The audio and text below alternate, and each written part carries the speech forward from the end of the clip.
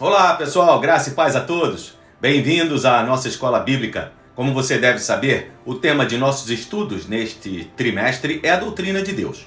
É óbvio que conhecer a Deus não é tarefa fácil. Como pode o homem limitado e finito conhecer a Deus? Felizmente para nós, é do interesse do próprio Deus ser conhecido. E para isso, ele se revelou nas Escrituras, também através dos seus profetas que falaram em seu nome, e por fim se revelou em Jesus Cristo, que, como afirma o autor da carta aos Hebreus, é o resplendor da glória de Deus e a expressão exata do seu ser. Para conhecer a Deus e assim poder adorá-lo da maneira que lhe é devida, usamos os seus atributos, conforme já explicamos em aulas anteriores. Até agora, já sabemos que o nosso Deus é único e eterno, Criador e sustentador de todas as coisas, que é onipotente, onipresente e onisciente, é santo e salvador, e acima de tudo é um Deus de amor. Que coisa impressionante! Mesmo sendo tudo isso, Deus resolveu se relacionar com a criação, escolheu amar o gênero humano, mesmo sabendo que se depender de nós, ainda continuaremos a fazer escolhas erradas, como fizeram Adão e Eva no Jardim do Éden. Para que isso se torne possível, o nosso Deus se revela um Deus de perdão, que é justamente a característica que iremos estudar hoje. É impossível entender o significado e a extensão do perdão de Deus sem primeiro entender que, como a Bíblia diz, todos somos pecadores e estamos separados da glória de Deus. Neste mesmo capítulo de sua carta aos Romanos, Paulo, fazendo uso de uma coletânea de textos do Antigo Testamento, ensina assim: como está escrito, não há justo nenhum sequer, não há quem entenda, não há quem busque a Deus. Todos se desviaram e juntamente se tornaram inúteis. Não há quem faça o bem, não há nenhum sequer. A garganta deles é sepulcro aberto, com a língua enganam, veneno de víbora está nos seus lábios. A boca eles a têm cheia de maldição e amargura. Os seus pés são velozes para derramar sangue. Nos seus caminhos há destruição e miséria. Eles não conhecem o caminho da paz. Não há temor de Deus diante dos seus olhos. O pecado é uma grave e deliberada revolta contra o próprio Deus, que naturalmente resulta na transgressão de sua lei. A Bíblia é bastante clara ao afirmar que Deus criou o homem à sua imagem e semelhança. Adão, o primeiro homem, era bom em todos os sentidos e não possuía qualquer inclinação à maldade. Mas tanto Adão quanto Eva resolveram deliberadamente desobedecer a Deus. E a partir daí, como um vírus que contamina toda a humanidade, o pecado passou a afetar a vida das pessoas. O salmista Davi diz assim: eu nasci em iniquidade e em pecado me concebeu a minha mãe. Isso significa que o homem já nasce em pecado, ou seja, ele não aprende a pecar por influência externa ou mesmo por imitação. Ao contrário, ele já nasce num estado de inimizade contra Deus.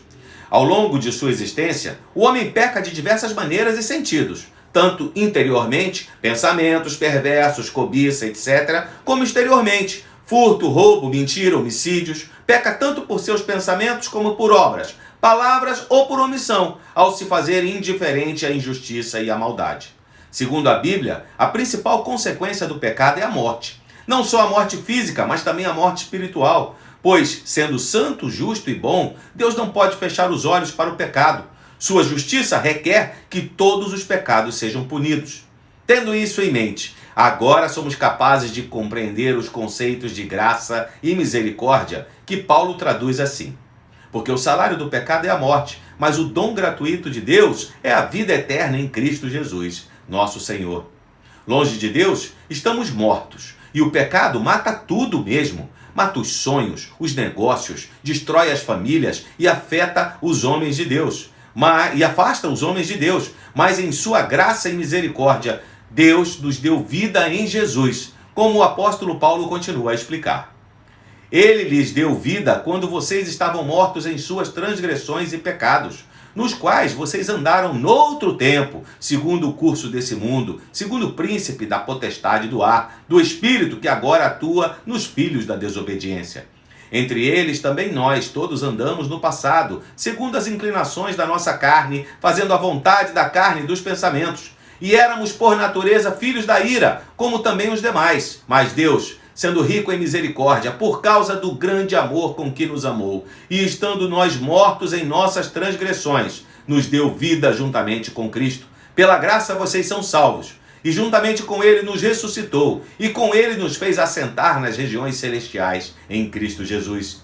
Deus fez tudo isso para mostrar nos tempos vindouros a suprema riqueza de sua graça em bondade para conosco em Cristo Jesus. Porque pela graça vocês são salvos mediante a fé. E isso não vem de vocês, é dom de Deus, não de obras, para que ninguém se glorie. Misericórdia é deixar de receber o castigo que merecemos, neste caso a morte. Graça é receber um presente que nós não merecemos, que não fazemos jus, não fizemos nada de bom para recebê-lo, nesse caso, perdão e salvação de Deus. Acreditar nisso é o ponto alto da doutrina cristã. A justificação pela fé significa o ato jurídico da parte de Deus, em que ele declara como justos homens injustos, por causa dos méritos do seu Filho. Isso significa que, por sua graça, mediante a fé em Cristo, Deus declara reto aquele que é culpado. Essa justiça perfeita é divina e diferente de qualquer justiça humana. É a única capaz de satisfazer as exigências da santidade de Deus. Primeiro fomos libertos da culpa do pecado, recebendo o perdão de Deus através da justificação. Agora somos libertos do poder do pecado, num processo que dura toda a vida, o qual a Bíblia chama de santificação. Para depois sermos libertos definitivamente da presença do pecado, e isso ocorrerá na glorificação, na ressurreição, na segunda volta de Cristo. Assim, o redimido receberá um corpo glorioso, não mais sujeito ao pecado.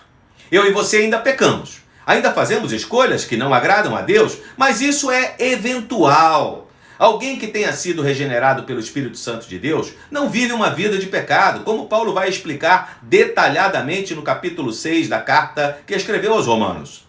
Ainda que a nossa velha natureza, inclinada ao pecado, continue a existir em nós, não devemos nos deixar seduzir pelo aparente prazer que o pecado nos traz, porque o fim disso nós já sabemos, é a morte. Infinitamente melhor é seguir as orientações da palavra de Deus, que assim diz: portanto, não permitam que o pecado reine em seu corpo mortal, fazendo com que vocês obedeçam às suas paixões.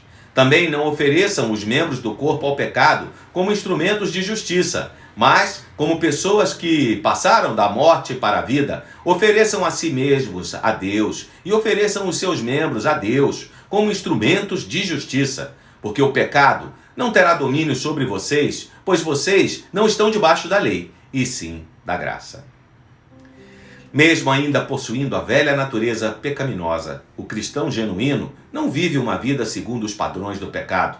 Aquele que está salvo em Cristo Jesus jamais será conhecido pelos adjetivos derivados da prática pecaminosa, como, por exemplo, um mentiroso, um enganador, um ladrão, um soberbo, um aproveitador, um adúltero, uma pessoa leviana. Ao contrário disso, ele será conhecido por ter uma vida caracterizada pelas virtudes do fruto do Espírito Santo, refletindo em sua conduta o caráter de Cristo. Por isso, ele é conhecido por ser diferente, conhecido como alguém bondoso, fiel, temperado.